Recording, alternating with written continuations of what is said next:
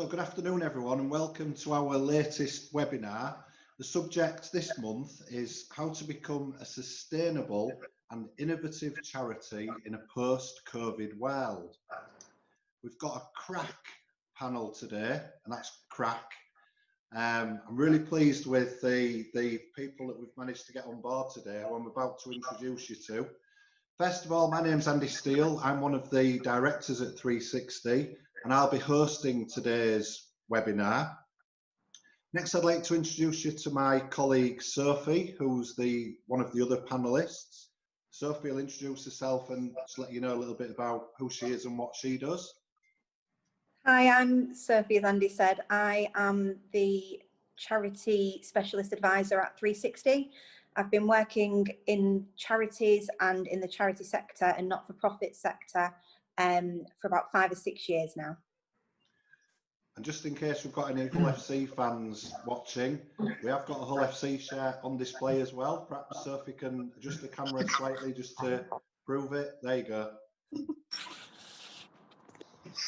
Next, I'd like to introduce another one of my colleagues, Chloe.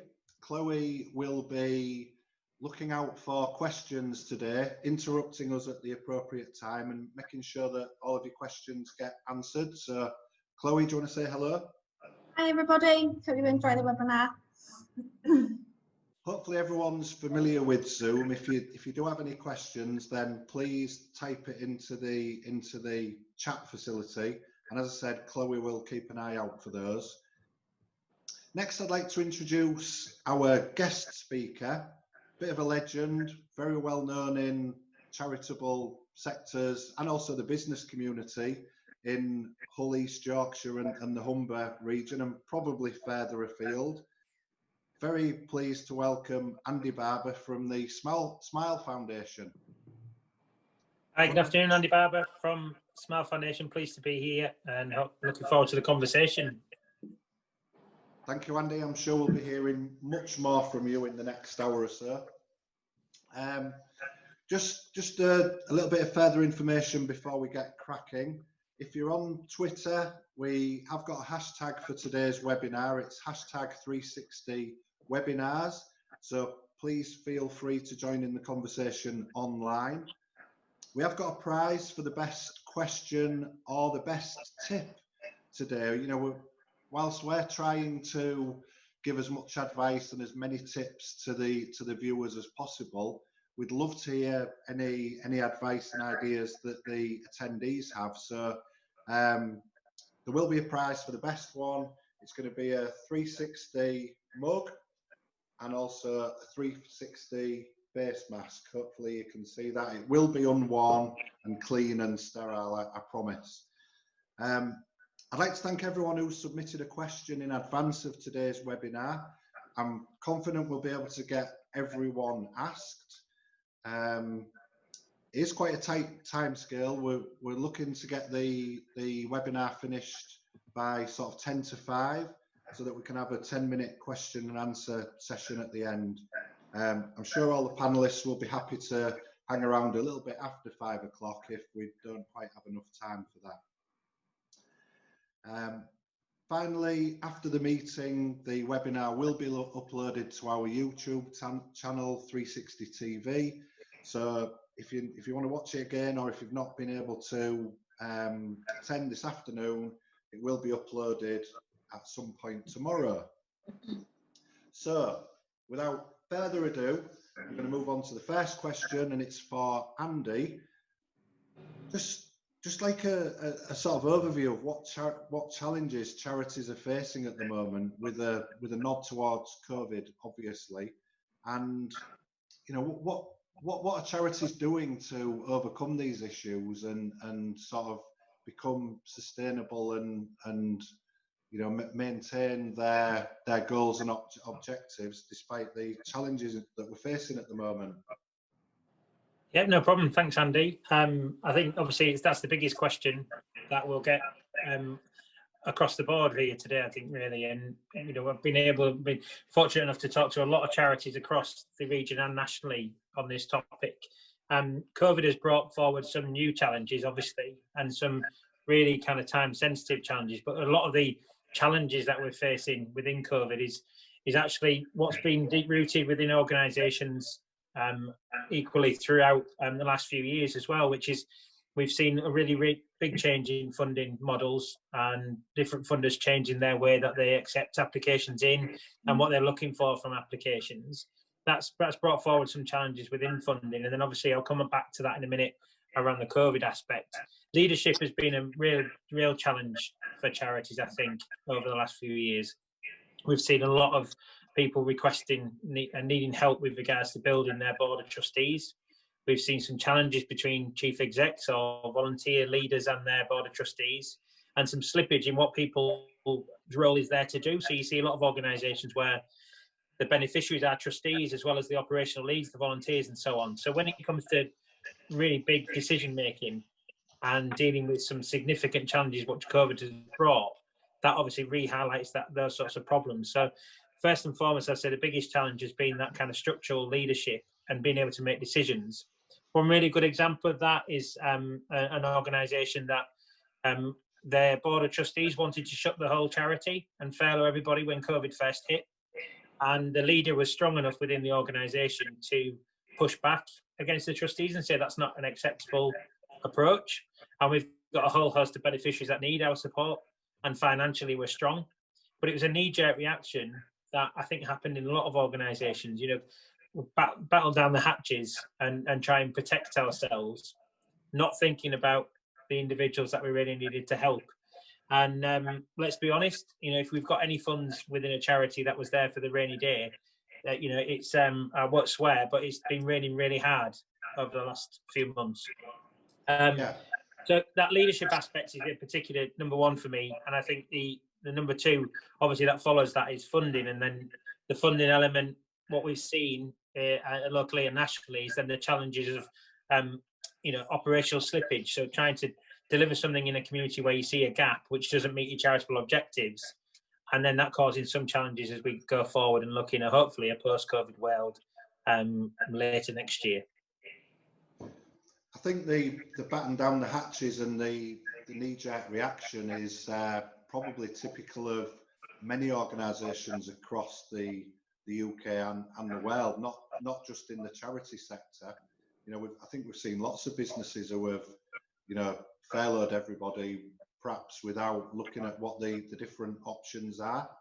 That's certainly something that we've seen in the environment that we operate in.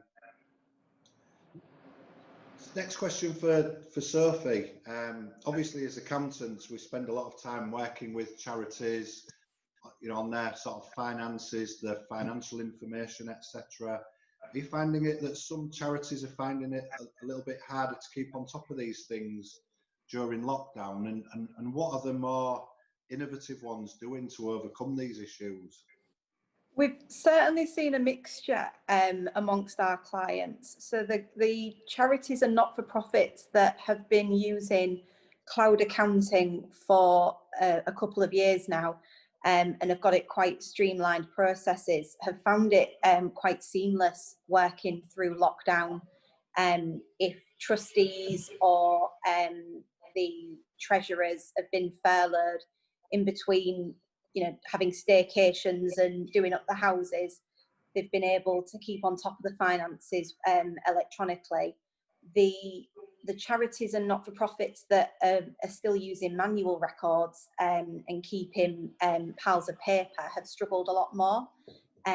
Receiving information from the post, if people have been shielding, they've been unable to get to the premises to collect the post, or they've had to rely on somebody else dropping it off. And if their suppliers have been working from home and are preferring to email things out, they're not able to access that. So we have seen delays in accounts coming in for people who are using manual records as opposed to cloud softwares. So I suppose this is a really good opportunity for those organisations to just have a think about how they keep their accounting records going forwards, and maybe sort of moving into the 21st century in case there's any other lockdowns in the future. Yeah, I think the charities that have kind of you know, if they're a big fundraising charity and they've not been able to host events and they've had a bit more free time on their hands, we have seen people who have took this time to really look at their organisation, as Andy said, their structure and their leadership and the decision making. And we have seen a few make some changes, some because their hands have been forced, or some because it was maybe on the to-do list and they haven't had that time, but they've now had that time over the last 6 months. Thank you. I know that limited companies have been given an extra 3 months to file their accounts during the COVID times. Have charities been given anything similar? Non-charitable companies? No, unfortunately not. Charities do have a 10-month filing window. So if you have a December year end, you do get until the end of October with charities, as opposed to 9 months with Companies House if you are a company as well. But no, unfortunately, Charities Commission haven't extended that same grace period as what Companies House have. Okay, I suppose that's one to watch. Mm-hmm. I think that's a concern as well when you're applying for funding. There's a broad number of funders locally and nationally that do look at that and look at if you've gone into the red on your account, you know, why, and does that highlight a risk? So I think, you know, if you're at risk of doing that, then, you know, it's about reaching out and asking for help. But it's also about making sure that you've got a very clear definition and an explanation of why. And when you're maybe putting in any funding bids or any approaches to any funders, doing a kind of a pre-letter with that as well, just to explain that situation. Like Sophie discussed then, you know, you might have had some challenges around the, you know, the roles within the organisation that might be volunteer-led and maybe paper-focused. But I think what it has done, like Sophie said, is, you know, really does bring forward that digital age of how we move forward, and electronic signatures, and obviously the governance around that has to be strong. But you know, we do have to move forward as charitable organisations, and that should be a given going forward. I think, you know, there's so much support out there for online platforms, and you know, there's the need now to move forward to that level, and the ones that have done that have thrived. As Sophie said, and we've witnessed that on a regular basis. And actually, the trustees have connected more during COVID than they ever have. Whereas we've seen some very large organisations that have very historic ways of working that have not met for 6 months. And the leader of that organisation has been left to make all the decisions with very little contact. Just on a side note to that as well, with the filing deadlines with the Charities Commission, they introduced over the last couple of years, if you file your accounts late over 2 consecutive years, they might start opening up investigations into charities. So if charities have submitted their accounts late last year, if they do feel like they might be late this year, maybe because it's just been late, or if it is COVID related, it is definitely something to either seek help on or speak to the Charities Commission in advance, because obviously if you are struggling to get your accounts done, it's going to be a bigger struggle to go through an investigation as well. Thanks. Andy, I guess the late filing of financial information isn't looked at particularly favourably by funders. Would that be true to say? Definitely. I mean, there's one local one that gives out a phenomenal amount of money on a regular basis and has been doing so for many, many years. That's one of the first things that they do is look at the Charity Commission website and look at the accounts. And in the past, I have known them to definitely not fund somebody because of that. But equally, it just plants a seed of doubt. That's the concern. You know, it plants a seed of doubt, and it can mask some great performance and great impact in a community.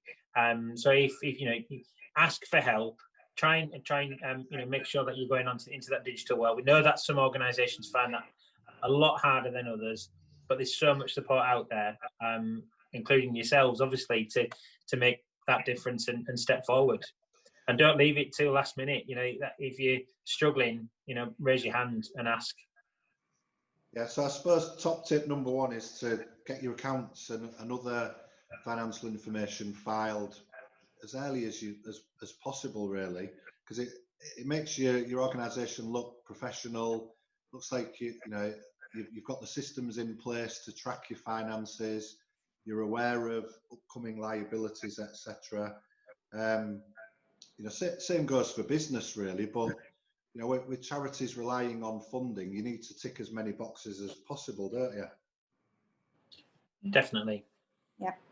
So Andy, what funding is available at the moment? Is there any sort of anything specific from a COVID point of view?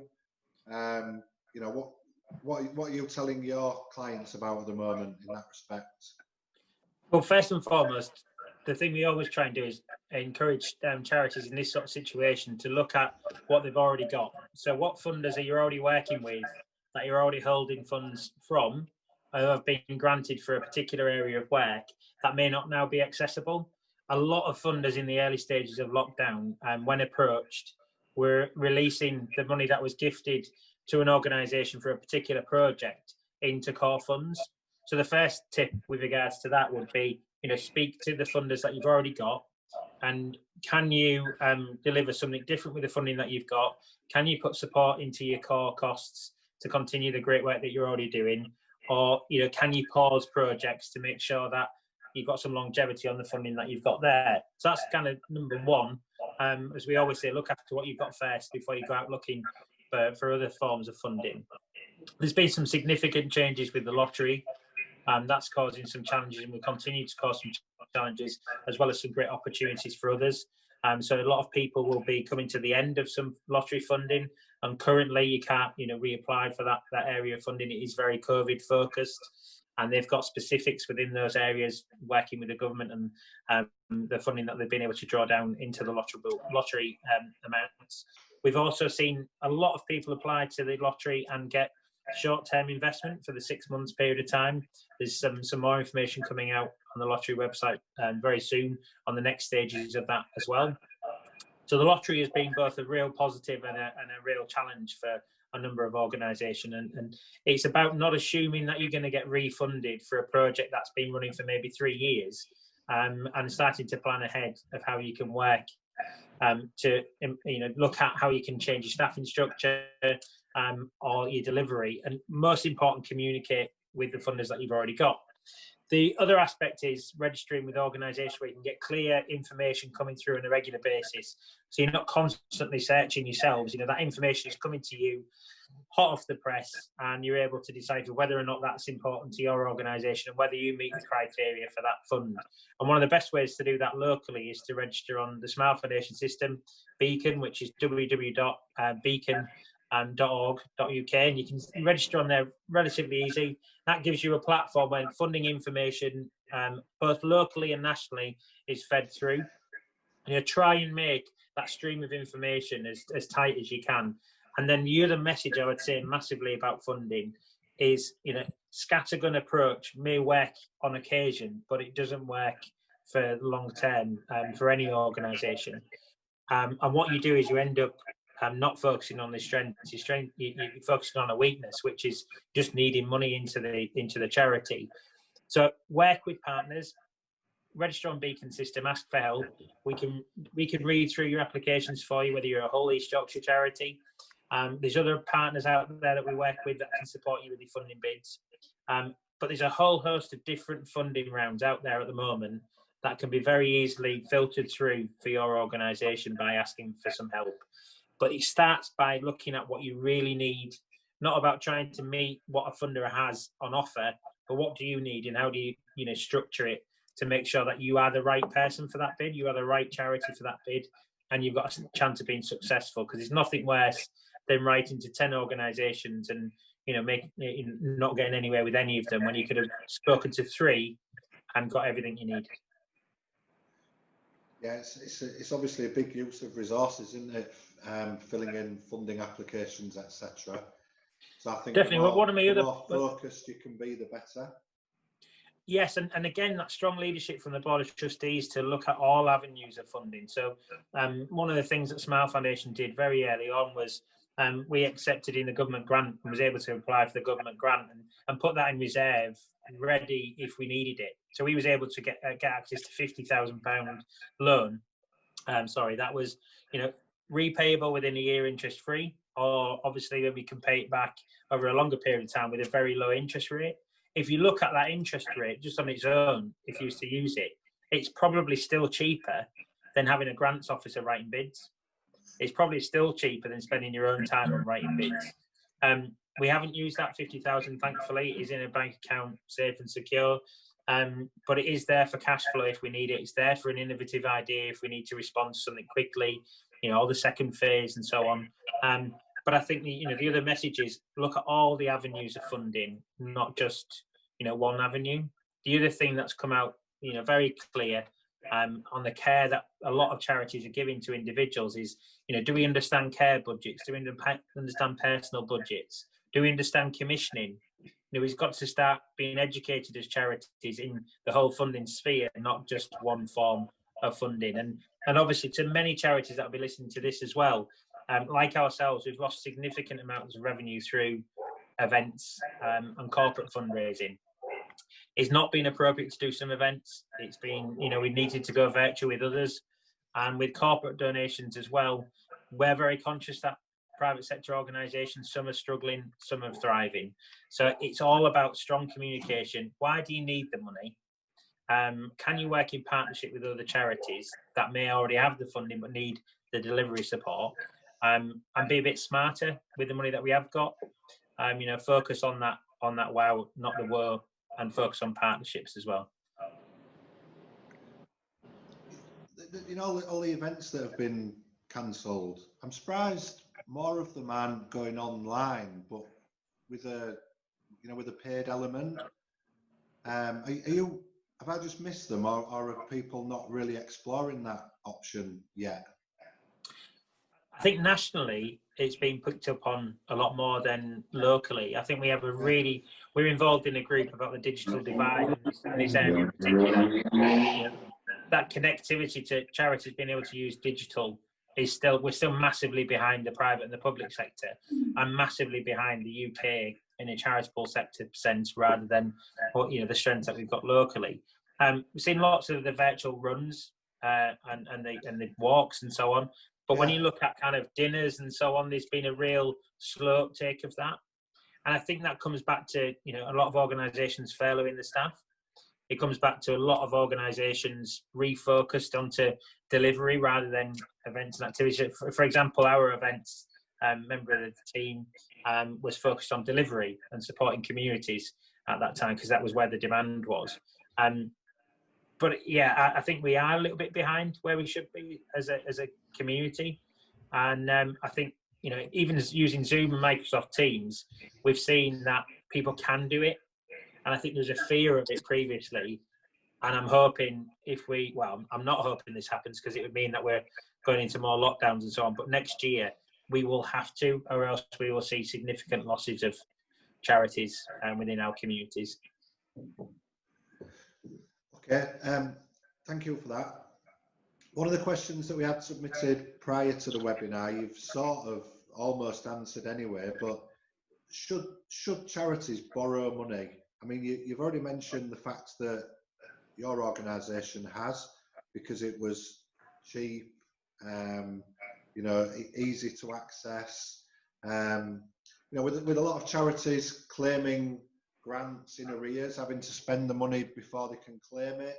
I'm guessing a lot of charities are exploring those avenues at the moment. I think there's not as many as there could be. You do need to have a strong business plan. You do need to look at it as, if this is about a recovery period of time, you don't want to get yourself into debt that you can't repay.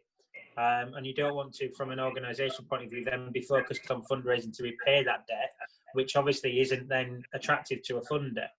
But I think in the certain circumstances where there's assets available within the organisation, where there's a strong structure of how you can repay it back, or actually what you're doing is borrowing money to fulfil an opportunity where an organisation, for a fact that actually if you had more resource, you could generate more income and more impact in your community, then definitely I think borrowing is a really, from my perspective, is a really valid option.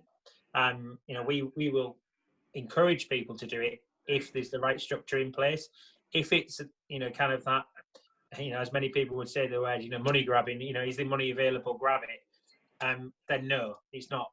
Like in your own personal finances, something like that comes back to bite you eventually.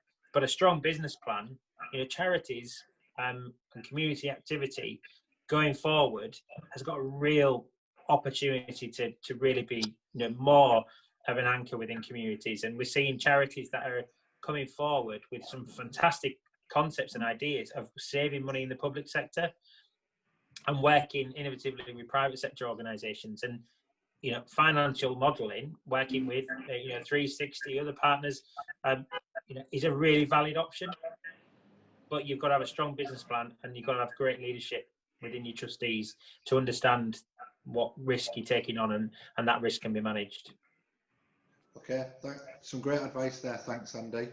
I suppose that leads on, Sophie, to how are these, or how should these grants and these loans be treated in the charities books and records? Is that a question that you're getting asked a lot? Yeah, I think as the government at the beginning were announcing new and different schemes each week at the beginning, it was definitely a question that we were asked in the first few months. And as people are getting caught up with their accounts, and people are coming back from furlough and starting to go back to some sort of normal activity in some cases, we are getting asked that quite a lot.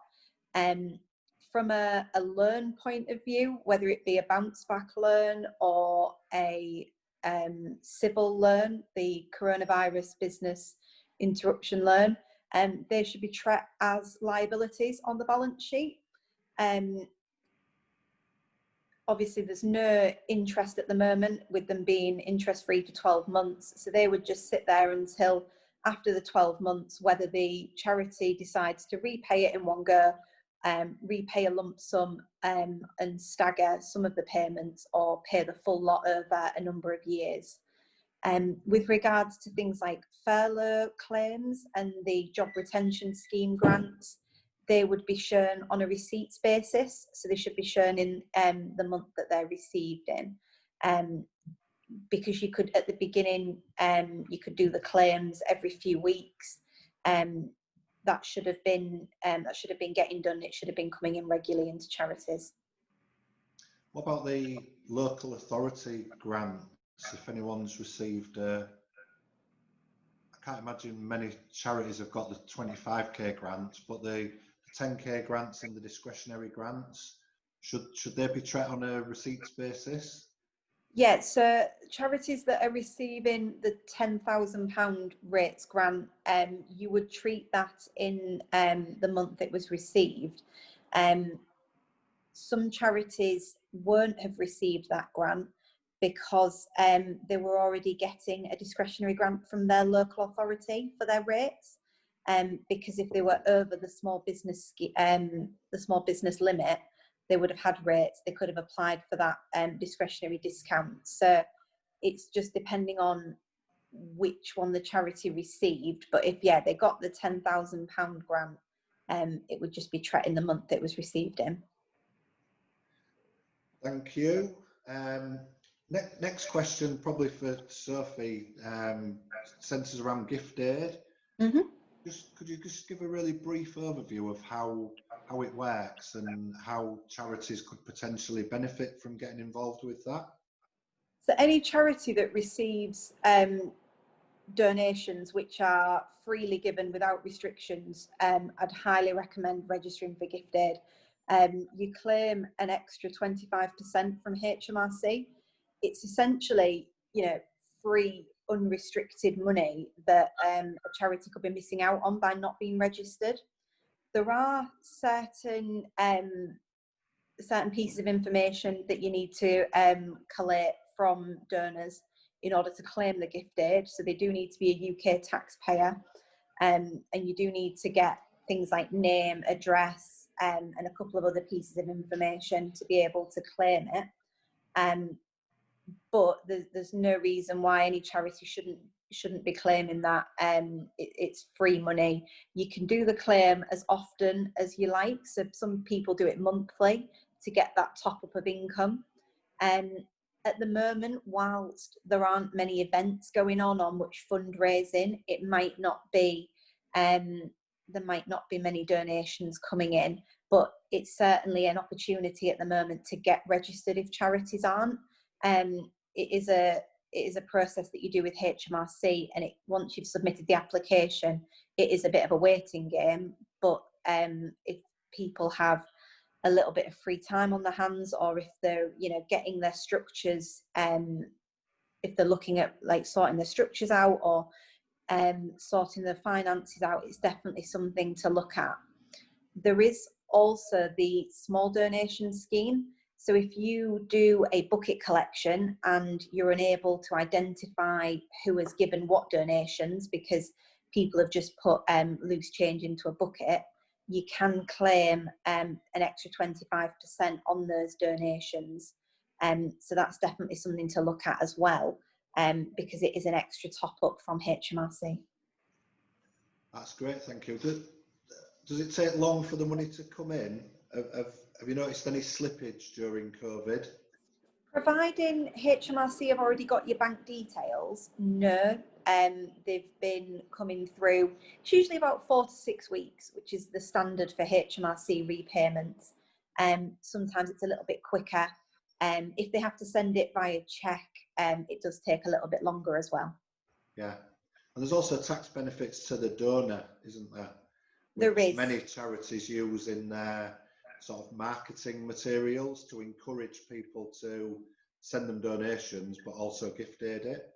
Yeah, so for a higher rate taxpayer, so somebody earning over £50,000 a year, there are tax breaks for gift aiding money to charities. So it's key to making sure from a charitable point of view, you're getting that donor's information, but also from a donor's point of view, making sure that they're aware that they can be using this tax benefit as well. Thank you. I'm trying to get all the negative ones out of the way now so we can finish on a high. Andy, what should trustees do to protect themselves during these challenging times? I think now is the opportunity to make sure you look at where your skills matrix of your board of trustees, and really look at whether you've got everything you need around the table, whether it be virtual or whether it be socially distanced around the boardroom. I've seen lots of trustees make, like we said earlier on, knee-jerk decisions without the right information, and it's not, people should never be afraid of asking for help. That's probably a huge tip to anybody. I think in the early days of starting Smile, and pride used to get in the way of me asking for help, and if I'd have asked for help sooner on certain things, we'd have progressed a hell of a lot quicker. So I think if you're sat there as a board of trustee and and you're thinking, what are we doing in this direction with regards to COVID, and you don't think you've got the answers sat around the table at the trustees meeting, you've got to challenge, you've got to ask that question and bring the right resources in, and spending a little money on those resources sometimes will save you a fortune going forward, and most importantly, unlock the potential of further funding, and most importantly, more impact on your community. I think there's too many charities that are governed by their operational lead rather than the board of trustees, and I think now is the time when you look around your board of trustees, and you should be looking, you've got 8 experts there to draw on, rather than rather than looking at them and thinking, I've got 8 more people I've got to try and support as an operational leader. So I always took it upon myself through the development of Smile to continue to look at that board of trustees and say, what do we need to do next? How can I work with the chair to evolve that board of trustees to what our delivery is now, but what the needs of the community are? So I think that to protect yourself as a board of trustees is probably to be your own critical friend. Have I got the skills, and am I supporting this charity, or is this charity supporting me? Can I really provide the time, the skills, the expertise, and the knowledge, and the connections to make this charity move forward rather than stand still? And we see far too many charities that have gone down that route of having beneficiaries on the board, because that gives you that lived experience. Brilliant, you know, and you need a big percentage of that, but equally you need those strategic thinkers that in a situation where you're losing money on a regular basis because your delivery is costing you more than you're bringing in, there needs to be some hard decisions made. And I would say to protect yourself most as a trustee, you need to be looking around that virtual or actual board table and thinking, have we got the right skills around the table? If not, how do we get them? Either buying them in or recruiting more trustees. And even in this sort of situation, it's never a bad time to accept the resources you need around you to do a better job. I think we're seeing a lot of leaders burning out at the moment, aren't we? You know, the stressed, they're putting long hours in, they're perhaps doing the jobs of people or individuals that have been furloughed. So, you know, I guess now more than ever, it's more important to think about things like your mental health, your work-life balance, but also asking for help, like as you've just suggested, because you're not going to be able to help anybody if you're dead, are you? No, and we've got free confidential support for any charity leader across the whole of Hull and East Riding. If you're just needing somebody to talk to, if you just need a little bit of headspace, you know, you can reach out. We don't need to know any more than that. We can put you in touch with somebody who'll support your health and well-being going forward. That's free and confidential support. And we've all needed it. I've had times during coronavirus where I've just had to get up and walk away and take the dog for a walk, and the pressure is there, and it's mounting. And charities, you know, got it when coronavirus first hit, and the pressure's there to provide that, you know, support to the shielding and so on and so on. The financial challenges, and then on top of that, we've got a massive element of the recovery to look after as well. We've got a phenomenal amount of people, whether they're, you know, through their age, through disability, and whether they're a carer, that are trapped at the moment, and we're going to need to support them to get out. But you can't help them if you're struggling yourself. So a massive message from me today is to, you know, look after your own health and well-being. Make sure you get fresh air. Make sure you speak to somebody, and you know, don't become trapped yourself. You know, there's nobody more important than you, because if you don't support you, you can't help others. Yeah. Nearly at the end of the questions from outsiders now. I think this one's probably best for Sophie. What extra things should trustees be thinking about when they're preparing trustee reports at the moment? Should they be making reference to COVID, etc.? Yes, so there's a defined list from the Charities Commission what's expected in a trustee report. So there are certain headings that do need to be ticked off. One of those is reserves policy. So a lot of charities have obviously spent, in some cases, several years building up a healthy reserves policy. And as Andy said earlier, if there was ever a time that it was going to be needed, now is it.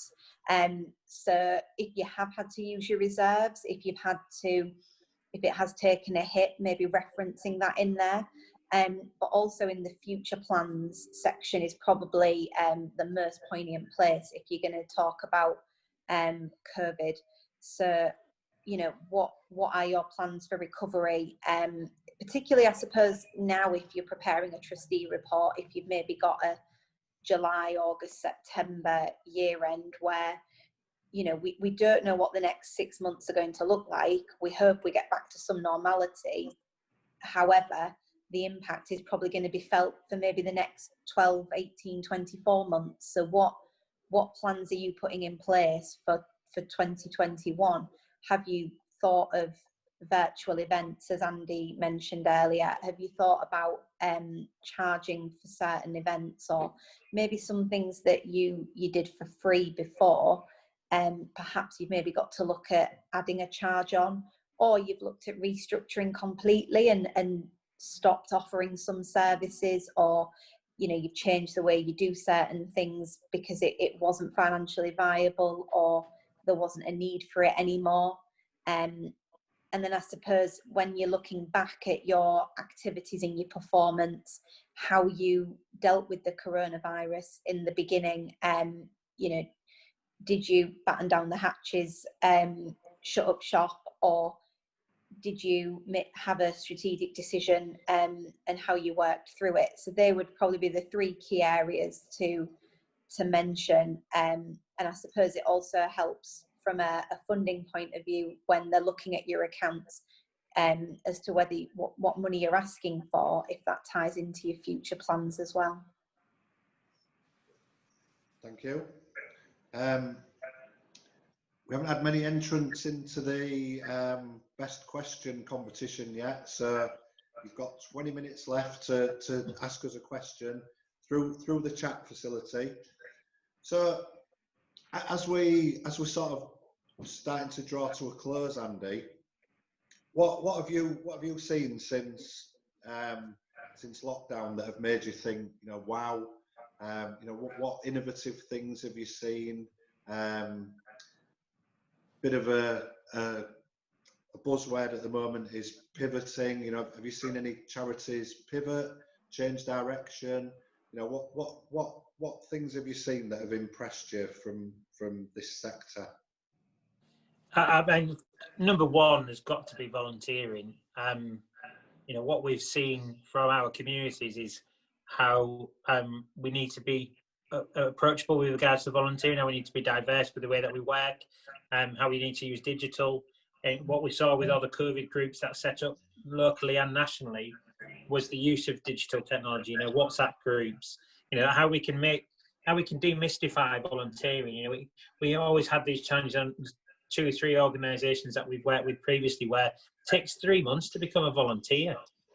By the time 3 months has come, massive changes have happened in your life for most people.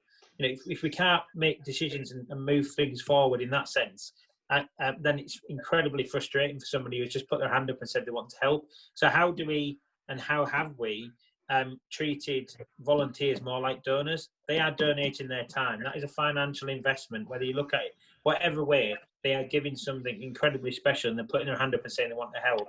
And what COVID did was accepted that in very, very rapidly, and saw in the East Riding, for example, we had 2,500 volunteers operating across the East Riding incredibly quickly through different organisations. The best thing I've seen, which kind of connects into that, is partnership working. Charities actually connecting and talking to each other, utilising each other's skills, resources. One of the great ones we did was the Caller Collective for befriending. Loads of small befriending groups, loads of volunteers stood down from operations that were face-to-face, all came together through the Caller Collective to put in, thousands of hours for befriending together on one system from all walks of life. They wasn't our volunteers, they were the community's volunteers from different organisations, from Mind, Site Support, Children's University, Smile, so on and so on. So that kind of partnership thing is really key. And I think any charity that's struggling, that's watching this, one of the first things that they as a board of trustees should be looking at is, what are our partners doing? What are our friends doing? How can we work with other organisations? There's a whole host of support available for collaborations and mergers. And those discussions, and actually probably before COVID, was really difficult. We don't want to see any charity go in so many ways, but let's be honest, times change. And in those times changing, if you can't evolve, if you can't move forward, one of the best things you can do is pass the baton on to somebody else. Use your evidence base, use your skills, use your volunteers with another organisation that may have that platform, be able to push forward. So we've really seen that ability coming to the forefront, and people making those really tough decisions, but exciting decisions to work better together. I think you touched on the virtual fundraising earlier on. It's been great to see. We've seen a phenomenal amount of love for our NHS. And what I would say to all the charities that are watching this is, the NHS Charities Together money, we're quite close to that. We've got a great relationship with NHS Charities Together and all the Captain Tom funds and so on. Those monies are coming down into communities and coming into Hull and East Yorkshire and Lincolnshire communities through, Wish charity for Hull and East Yorkshire hospitals, Health Stars for Humber Teaching Foundation Trust, and Health Tree for NLAG and York Teaching Charities Fund. Those organisations do need to and will work more with voluntary sector organisations in the community. They are looking to become anchor organisations for other health charities across our patch. Reach out to them, ask them how you can be engaged. Some of you may have had that conversation previously and had a knockback. Now will be a very different conversation. There's things like green social prescribing, which is coming up. Phenomenal amount of money being able to be accessed for social prescribing. For people like Fit Mums and so on, there's a real opportunity there for them. So where the funding platform sits has changed, and what we need to see is charities willing to come together to unlock that potential. So the doors are still there, and it's about having the key that fits. And I think the key that fits at the minute is ensuring that together you have the abilities to unlock the potential, not just on your own. Working on your own in your silo will not be the way that charities succeed in the next 3 to 5 years. It will be about true partnership working. Got a question from Simon. Can we access mentoring support to assist our leadership group transition, our COVID response volunteer support group, into a formal charity? That's probably one for you, Andy. Do you offer mentoring support? Definitely. So we can connect you with the resources that you need to be able to do that. We're just doing that for another organisation at the moment, of how we kind of evolve. We did some great work just as COVID hit with 2 organisations that were struggling with their leadership structure and needed some development to kind of facilitate that move forward. So yes, we can do that. And we can also work with the skills and resources that 360 have got as well to kind of complement that work. So yeah, more than happy to receive that referral and crack on with how we can help. So maybe if you get in touch after the webinar and we can introduce Simon and Andy. Yep. So Simon, at the moment you're the prize winner. Still plenty of time for somebody else to nip in there. Andy, this is maybe a good time for you to just tell us a little bit about Smile. I mean, you've already mentioned a few of the things that you get involved with, but who are Smile? What do they do, and what's your role within Smile? Right, with that, thank you. Well, Smile Foundation as an organisation been operating for 11 years. We started with a laptop and £14,000 and a really strong board of trustees, and we evolved now into an organisation that played a significant role in the COVID response across the patch, and we was able to secure over £500,000 worth of funds for the local area from local funders and unlock that potential, and most importantly, connect resources. And our strapline is bringing good intentions to life as an organisation, and that's just incredibly proud of the response we made in COVID. It wasn't and we was exhausted, but we had that great trustee support. We, as well as thanking our people, they felt valued through it, but most importantly we kind of connected people and unblocked problems, and that was kind of one of the most wonderful things that was able to achieve. We made sure that that wellbeing support was available for any leader, including our own teams. And what Smile was able to do in the last 6 months is testament to all the work and the relationships and partnerships that we built up in the last 11 years. And it's all about, as we always say, it's not just, what you know, it's who you know, and being able to bring people together and being trusted as an organisation for people to come to and say, we've got this support, how can connect? So incredibly proud of that response. What can Smile do for charities that may be listening to this? Well, utilise the Beacon system. Google that, www.beacon.org. Register on there. Access the support. We can register your organisation. You can see all the funding opportunities that are available from the funds we've raised, but also other local and national funders. You can ask for that support. You can connect through there. We have a budget to bring in associates, so whether it be an accountant, a solicitor, or so on. If we don't have the right skill set, we can bring them in. And help is there. And then one of the big things that a lot of people aren't aware of at the moment, we also sit on a lot of strategic partnerships. So we're on the Place Board in East Riding, Health and Wellbeing Board, and we sit most importantly on the ICS, the Integrated Care System, which is the big move in health systems across Hull, East Yorkshire, Lincolnshire, North York and North Yorkshire. And that is where a lot of direction, data, information about population health, loads and loads of information that can help you as a charity to connect some of the dots and make sure that if you're putting a bid in or you're looking at your strategy for the next 3 to 5 years, does it fit in with the health and social care strategy for the patch? Because if it doesn't, you're always going to be a little bit disjointed along the way, and we're going to see more and more funders ask the question, does it fit into the local strategy? Does it fit into the wider plan? And that information is readily available coming through to work with Smile or other partners we can put you in touch with. So progressed, massively over the last few years.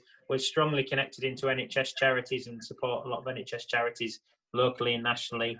And incredibly proud of our response, but our response is the community's response. We're there as a tool for the community to connect, and thankfully a lot of people reached out, and we've got over 450 organisations connected through the Beacon system already.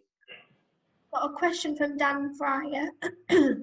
How would you recommend ways of identifying gaps within the expertise of your trustees when it comes to recruiting new trustees? Well, I think that's the one for you, Andy. Well, what organisations tend to do is somebody rolls into being a trustee because they're a supporter of the organisation, or they're a beneficiary who's got a really strong and great voice.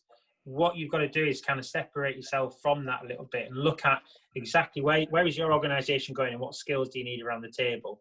So the best way of doing that is to download a skills matrix, which we can again support you with, or there's some available online that you can just Google, and look at what you've already got, and then look about connecting the dots. So it's kind of marrying up your plan with your skills matrix on your board of trustees. And what you're looking for there is people who are constructively challenging. So you're not looking for a load of friends sat around the table who are all, passionate about the organisation. That's great. That should be a given. What you're looking for is people who are going to really say, have we achieved that goal, or have we got a risk there? And then more practically, people who've got some time. There's no point having names on there that aren't going to actually give you any time. And that's not a discredit to anybody. That's about, trustees need to be embedded into the organisation enough to be able to govern it. And what I've found where we've made a significant change in Smile over the last few years is when we've been able to bring people in who can lead committees and focus on particular areas of the charity, not just on the overall. And most charities, to finish off, and I used to do this, and 360 have been working with us for many years, so they'll know, you just end up ranting about what you've done in the past to your board of trustees at your trustee meeting, rather than what the trustees should be there to do about how we're moving forward and how do we support our beneficiaries moving forward. So some, clear structure in your governance and the detail in your paperwork will allow you to get the most out of your trustees. I hopefully that's answered the question more than satisfactorily. Thanks for that, Andy. And we've got about 7 minutes left if anyone's got any more questions. Just going back to Smile, Andy, I've always been really impressed with the way you connect businesses with charities, and charities with a particular need and a particular a particular need for some assistance. You're really good at going out and finding a business to help them, aren't you? And helping businesses tick their CSR boxes, sometimes without even realising they're doing it.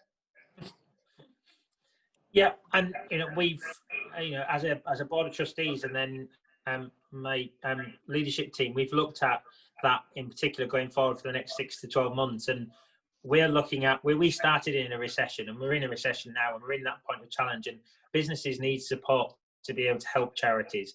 A begging letter to a business doesn't work. It doesn't work. On my headshot here, you've got bid a flower and let the bees come to you. Businesses are attracted to success.